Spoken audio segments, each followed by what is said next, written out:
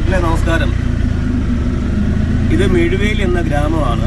ഈ ഗ്രാമത്തിൽ ബിസിനസ് സംബന്ധമായിട്ട് ഞാൻ ആഴ്ചയിൽ വരാറുണ്ട്. അപ്പം എനിക്കിവിടെ ഒരു ഏറ്റവും പ്രിയപ്പെട്ട ഒരു സുഹൃത്തുണ്ട്. എൻ്റെ വണ്ടിയുടെ ശബ്ദം കേൾക്കുമ്പോൾ ഓടി അടുത്ത് വരും. ഈ പരിസരത്ത് അവനുണ്ടെങ്കിൽ നിങ്ങൾക്ക് കാണാൻ പറ്റും.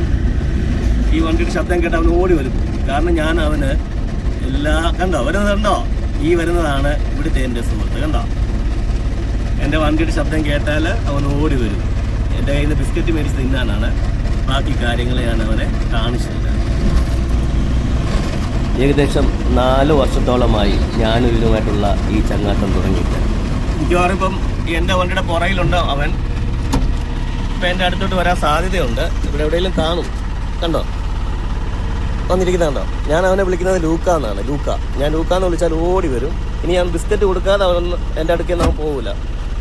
ഈ ബിസ്ക്കറ്റ് തിന്നു കഴിഞ്ഞിട്ട് ഞാൻ ഇവിടുന്ന് പോകുന്നത് വരെ എൻ്റെ വണ്ടിക്ക് ചുറ്റും അവൻ കാണും. അത്രയ്ക്ക് നന്ദിയുള്ളൊരു സാധനമാണ്.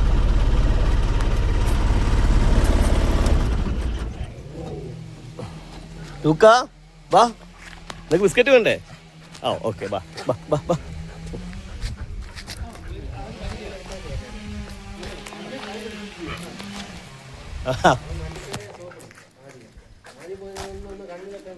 അവൻ ബിസ്ക്കറ്റ് മേടിച്ച് കൊടുക്കുന്നിടം വരെ എന്നോടൊപ്പം അവൻ വരും. ബിസ്ക്കറ്റ് ഇല്ലേ? അയ്യോടാ, അത് വലിയ ചതിയായി പോയല്ലോ. വേറെ എന്തെങ്കിലും ഉണ്ടോ അവന് കൊടുക്കാൻ പറ്റും? ബണ്ണുണ്ടോ? ആണോ? ലൂക്ക വെയിറ്റ് ചെയ്യൂ. എല്ലാം കണ്ടോ, അവന് മനസ്സിലായി. ബിസ്ക്കറ്റ് ഇല്ലാന്ന് പറയുമ്പോൾ പറഞ്ഞത് കേട്ടില്ലേ? ഇതൊക്കെയാണ് അവൻ്റെ കഥകൾ. അവൻ ബിസ്ക്കറ്റിന് വേണ്ടി വെയിറ്റ് ചെയ്യാണ്. ഇവിടെ വന്നപ്പം അതെ, ഈ കടയുടെ മുതലാളി അവന് ഭയങ്കര പേടിയാണ്. അതുകൊണ്ട് അവൻ മാറി നിൽക്കുന്നതാണ്ടോ.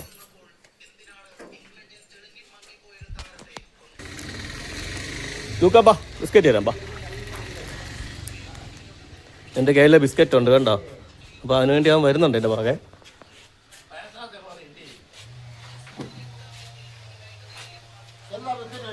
വാ ലൂക്ക.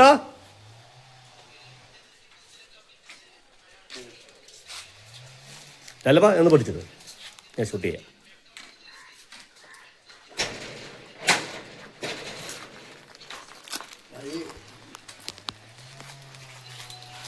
ബിസ്ക്കറ്റ്, ഞാൻ ബിസ്ക്കറ്റിന് വേണ്ടി വെയിറ്റ് ചെയ്യാണ്.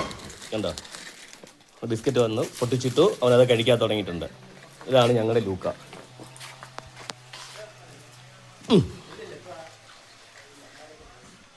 ഇത് തന്നെയാണ് ഏതൊരു ജീവിക്കും ഈ ഭൂമിയിൽ നമ്മളെപ്പോലെ തന്നെ ജീവിക്കാൻ അവകാശം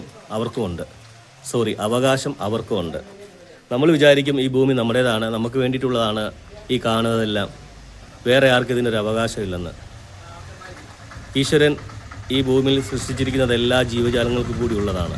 ഈ ഭൂമിയിൽ എന്തൊക്കെ വസ്തുവകകൾ ദൈവം സൃഷ്ടിച്ചു വെച്ചിട്ടുണ്ടോ അത് നമ്മെപ്പോലെ തന്നെ മറ്റു സഹജീവികൾക്കും അവകാശപ്പെട്ടതാണ്.